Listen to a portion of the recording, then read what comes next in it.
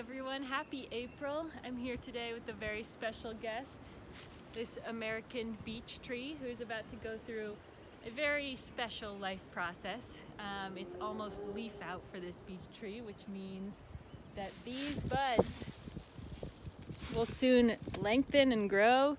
So soon this one will grow to be this size, and then leaves will burst out of those and everything will turn green here. So I'm sure all of you have seen that in the spring or noticed it. You may think that it happens at the same time every year, the same for all species, but that's not actually true. The timing is different for each species and can change year to year, and that can have really important cascading effects on a lot of other species and the ecosystem as a whole.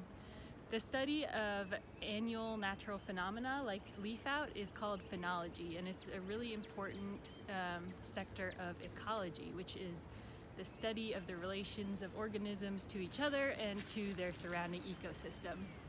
And phenology has actually become a lot more important in the last few years because of climate change. All across the world, leaf out is happening early and earlier with rising temperatures, and this wouldn't be a problem if all species changed at the same rate. For example, if the insects that rely on the new leaves at a specific time started coming out earlier, and if the bird that ate those insects started migrating up earlier as well. But unfortunately, species don't change at the same rate, and this can cause a gap in those important life events, and this is called phenological mismatch. To help you think about this, I have an example. Migrating caribou in Greenland rely on timing their migration to their summer ranges so that the period where they reproduce in the summer coincides with peak plant growth period. And so this way all the little calves will have a lot of nutritious food, and there will be enough for all of them so they can get strong and prepare for the winter migration.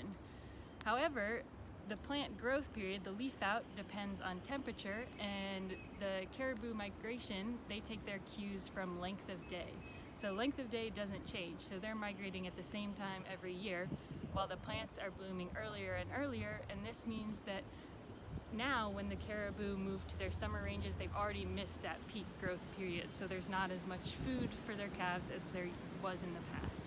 And this can cause increased offspring mortality and decreased offspring production, which can really affect the caribou populations and can affect predators that rely on caribou. The caribou are not the only species that see these kinds of effects.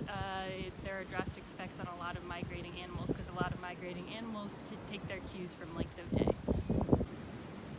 So in addition to telling us about the vulnerability of species, populations, and ecosystems to climate change, phenology can also inform us about the timing and severity of allergy and mosquito seasons. It can tell us when to plant crops and when to harvest them, and it can tell us how to manage invasive species.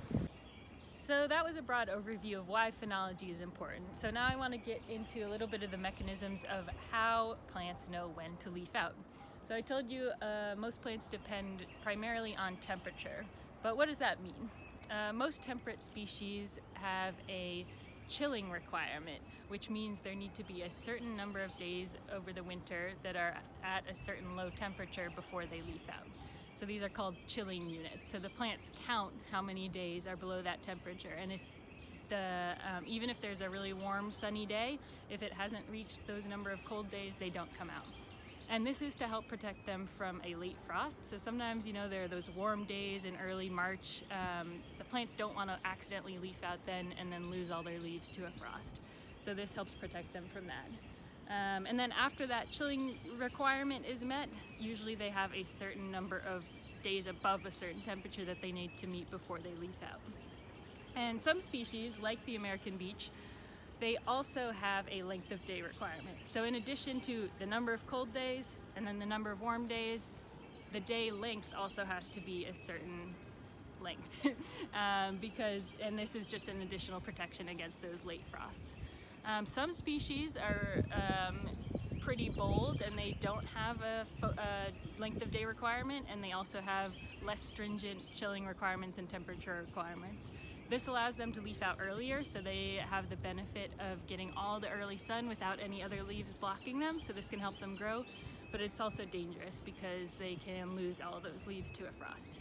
So it's a dangerous game they play, but they've got to balance those risks out. Now that you know a little bit more about phenology, I hope you start to notice the tender little baby leaves this season a little bit more. And to help you appreciate that, I have a fun activity for you to do.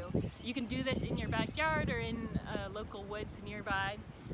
So I want you to find a plant like this beech that doesn't have leaves yet, and I want you to take a picture of it every day. Try to do it around the same time. And then at the end of the season, you'll have a really cool time lapse of this amazing process. So I've been doing this for the past few days. I picked a few plants around this property. And even though I generally pay attention to leaf out and I appreciate it, I found that I've started to notice it a lot more. I've started to notice the little daily changes a lot more since I'm looking at the same plant. And it feels like they're my children, so I hope you all get to have that fun experience. And if you do make this time lapse, be sure to share it with us using #ShareLearnAdventure so we can see what you create.